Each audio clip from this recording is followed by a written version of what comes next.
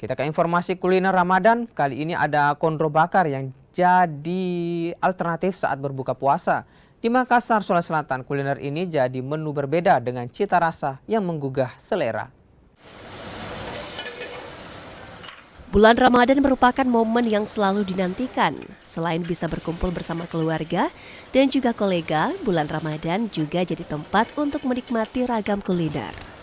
Salah satu kuliner yang patut dicoba adalah kondro bakar.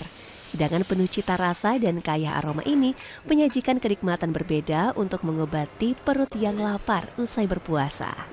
Kondro bakar berbahan daging iga sapi yang dimasak dengan bumbu khas Makassar.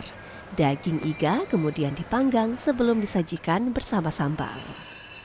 Jadi tadi saya pesan ini ada Thai beef salad, terus ini ada barbecue kondro khas dari Gerindra. Nah itu gimana rasanya? Kan sudah mencicipi itu. Rasanya gimana? Jadi kalau menurut saya ini tadi enak banget sih karena kebetulan saya juga penyuka daging.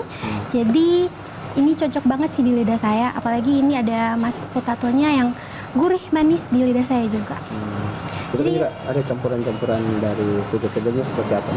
Iya ini kalau menurut saya vegetable-nya ini sangat-sangat fresh dan saya suka sih. Ada iga bakar atau kondro bakar.